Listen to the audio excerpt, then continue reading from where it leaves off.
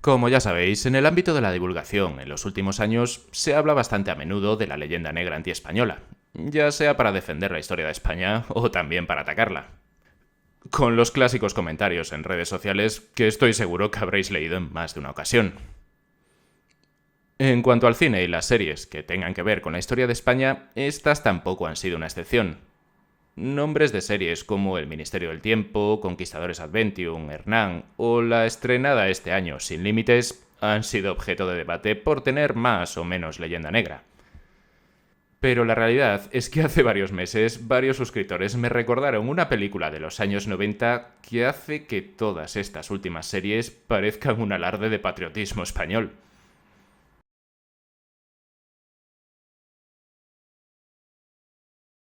Hola, ¿qué tal? ¿Cómo estáis? Bienvenidos a un nuevo análisis histórico en el que, como veis, hoy veremos la que, bajo mi punto de vista, fue toda una oda a la leyenda negra antiespañola. Sí, como veis en el título, hoy estamos hablando de la peli del año 1992, 1492, La Conquista del Paraíso. O bueno, como estos días he vuelto a ver la peli varias veces, creo que viéndola podríamos retitularla como 1492. Colón era un tío cojonudo y el resto de españoles una banda de cabrones retrógrados.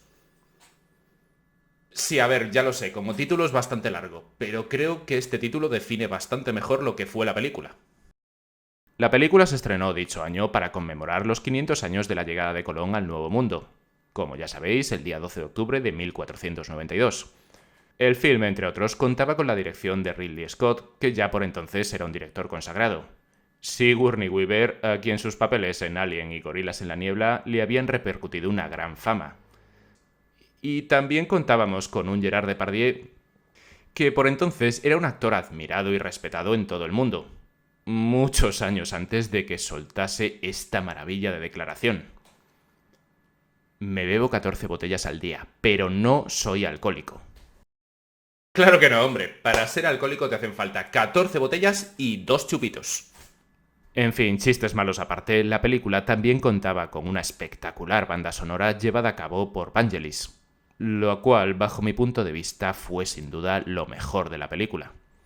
Pero vamos a lo que nos interesa, repasemos sus licencias históricas. Pero a ver, hoy no voy a ser excesivamente cruel con esta película, ya que en su día ya la castigó quien la tenía que castigar, que fue el público. Y es que la película en taquilla fue un absoluto fracaso. Y es que la película fue una coproducción de varios países de Europa que costó unos 47 millones de dólares y en taquilla no llegó a los 60 millones de recaudación. Y bueno, para que os hagáis una idea, estas cifras a principios de los años 90 estaban consideradas como un absoluto fracaso. Como siempre digo, esto es una película y no un documental, pero en cierta manera nos sirve de excusa para hablar de la leyenda negra antiespañola, que es un tema que he tocado en varios directos, pero nunca en un vídeo editado como este. Y bueno, por último, antes de empezar, como suelo deciros en este tipo de vídeos, si conocéis más licencias históricas, aparte de las que yo os voy a contar, que ya os digo que las hay, me las escribís abajo en los comentarios. Que bueno, y aunque no las sepáis, pues yo que sé, me ponéis un simple hola o unos emoticonos o lo que sea, que ya sabéis que cuantos más comentarios tenga un vídeo, más lo mueve YouTube. Si obviamos los títulos de crédito, en la película no pasan ni 10 segundos y ya tenemos la primera liada con esto que nos ponen. Hace 500 años, España era una nación lastrada por el miedo y la superstición, gobernada por la corona y una despiadada inquisición que perseguía a los hombres que se atrevían a soñar. ¿Por dónde empiezo yo en esta frase? Lastrada por el miedo. Lastrada por el miedo en comparación con qué otro país. Y bueno, tan supersticiosa que financió el viaje de Colón cuando otros países del viejo continente se habían negado a hacerlo. En cuanto al tema de la Inquisición, el cual obviamente en esta película hacen referencia en varias ocasiones, habría bastante que decir, pero prefiero dejarlo para cuando haga un vídeo completo sobre el tema. Vale, ahora viene una que puede parecer una tontería, pero la verdad es que me hizo gracia y a la vez como que me indignó un poco. Y es que en un momento dado vemos como Colón atraviesa una granja a galope y espanta lo que parece ser un montón de... ¿pavos? ¿Qué narices hubiera costado poner ahí un puñado de gallinas? No, no hubo pavos en Europa hasta el año 1498 más o menos, que fue cuando hubo los primeros traslados al viejo continente. Y mucho menos entonces había granjas que las criasen. Volviendo a la película, pasemos al momento de la reunión entre Colón y la reina Isabel la Católica, interpretada por la gran Sigourney Weaver, como ya os he comentado antes. En ella vemos a una reina vestida con un traje ceñido y dejándose piropear por el navegante, dejando entrever ese conocido bulo en el que ambos pudieron haber tenido algún lío. La verdad es que llegados a este punto me extrañó que no incluyesen también el bulo de la camisa de Isabel la Católica y la conquista de Granada. Pero bueno, aparte de todo esto, aquí en esta secuencia, quizás lo que más me rechinó es que en todo momento parece ser la primera vez que ambos se encuentran. Y no, no fue así. De hecho, la primera reunión la habían tenido unos cuantos años antes. Creo recordar que en el año 1486.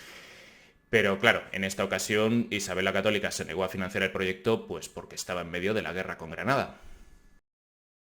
El proyecto de Colón finalmente es aceptado y parte con 3 naves hacia Occidente, con la intención, como ya sabéis, de buscar una nueva ruta hacia las Indias.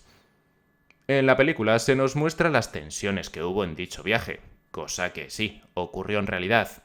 Y es que a pesar de que el proyecto de Colón era bueno, se había equivocado en sus cálculos respecto a la distancia, y el primer viaje se alargó bastante más tiempo.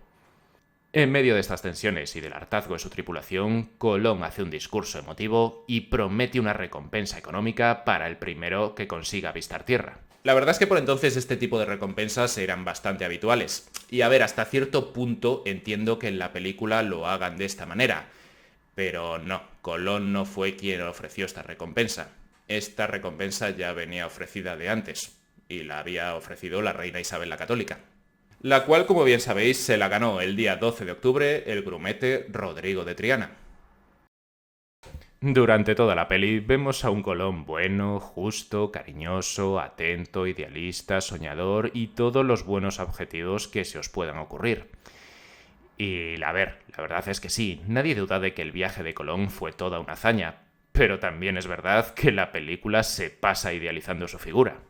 Para empezar, porque la película nos lo muestra como un tipo vigilante de todo lo que ocurría en la isla española, y muy preocupado de su administración, cuando en realidad esto último no le importaba demasiado. Él estaba más preocupado en navegar para descubrir otros nuevos territorios, ya que estaba convencido de que estas eran las islas previas al continente asiático. Realmente las tareas de gobierno y demás se las dejaría en un futuro a su hermano Bartolomé, lo cual también en el futuro le ocasionaría unos problemas que pagaría muy caros. Por supuesto, también vemos cómo la película nos hace ver que Colón saca adelante su proyecto porque es muy idealista y a pesar de la sociedad retrógrada española del momento. Obviamente tampoco se nos muestra cómo Colón y sus hermanos pasaron olímpicamente de las órdenes de Isabel la Católica de tratar bien a los nativos del lugar. Ahora viene el que yo considero el fallo más grave de toda la película. Y es que tras pasar un tiempo en el Nuevo Mundo, vemos cómo vuelven al viejo continente, exceptuando a unos 39 hombres que, según parece, se quedan voluntarios para construir un fuerte llamado La Navidad. Algo que, a ver, sí que ocurrió en realidad, ya que este fuerte fue construido en la Navidad de 1492. Pero lo raro aquí es que se salten un episodio fundamental de este primer viaje. Y es que, a ver, según la película, las 3 naves vuelven a España. A ver, es que no volvieron 3 naves a la península, sino 2, ya que la Santa María encalló durante el primer viaje y con los restos de esta hicieron el fuerte Navidad. Lo cual en la película tampoco se menciona. Y la peli también obvia un tema que a mí me parece bastante interesante, que es el regreso del primer viaje en el que, bueno, unas tormentas le hacen llegar a Portugal y ahí se las tiene que ver con el rey portugués, lo cual, bueno, como ya sabéis, un par de años después daría lugar al Tratado de Tordesillas entre España y Portugal.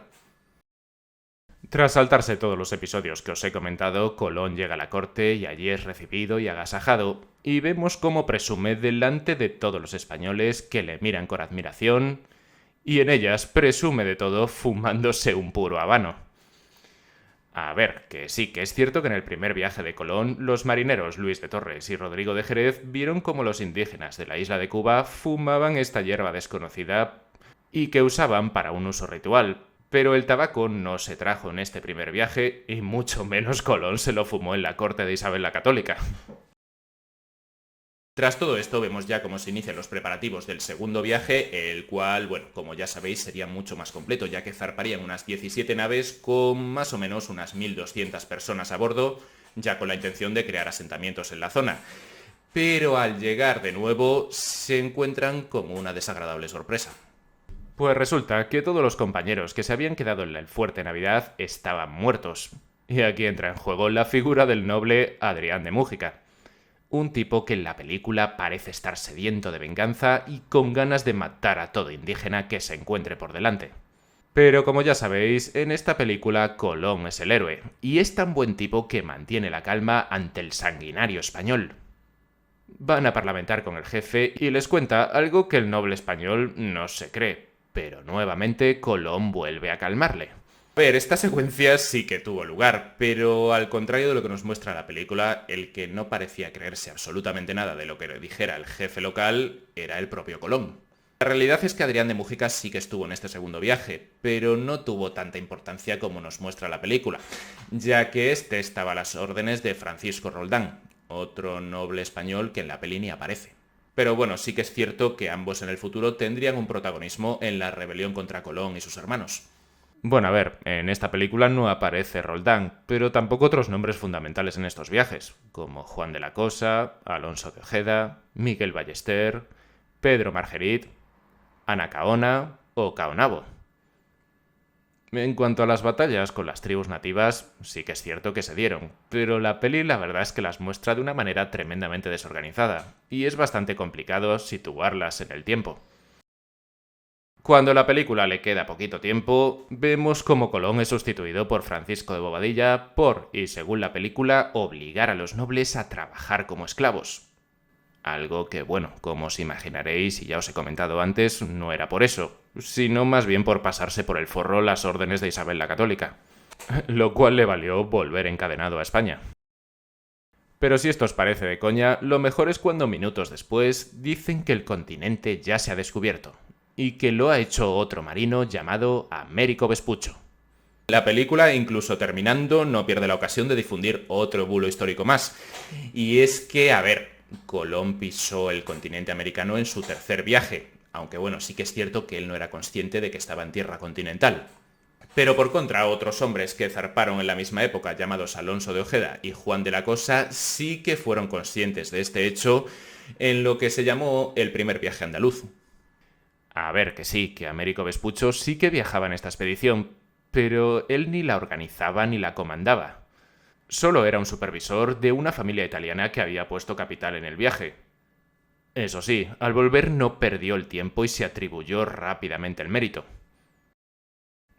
La película termina con Colón a punto de comenzar su cuarto viaje, en el que, como nos cuentan los títulos finales, los nativos del lugar le revelaron la existencia de un nuevo océano. Pero Colón buscaba una ruta directa, con lo que nunca llegó a ser el primer europeo en descubrir el Océano Pacífico. En fin, la película, como ya os he comentado, tiene grandes actores, una gran fotografía y, por supuesto, una inmensa banda sonora. Pero a nivel histórico, y también en ocasiones el guión, falla bastante. Ya sabéis, lo típico de por entonces, españoles religiosos fanatizados que llegan al Nuevo Mundo y lo único que buscan es oro e indígenas a los que matar. Y por supuesto nos muestran a un Colón en modo superhéroe que parece ser la quinta esencia de la bondad. En fin, como ya sabréis, los que hayáis visto la película, hay muchos más errores de tipo histórico. Así que ahora es vuestro turno e ir poniéndomelos en los comentarios para que el vídeo esté todavía más completo. Y hasta aquí mi vídeo de hoy. Si os ha gustado ya sabéis, podéis suscribiros que es gratis, dejarme un like que me ayuda mucho, un comentario con qué os ha parecido el vídeo que me ayuda más todavía, o bueno, podéis compartir el vídeo en vuestras redes sociales. Y bueno, si no os ha gustado, pues como suelo decir en alguna ocasión, recomendárselo a alguien que os caiga mal para que se fastidie y se lo trague. Un saludo y hasta el próximo vídeo.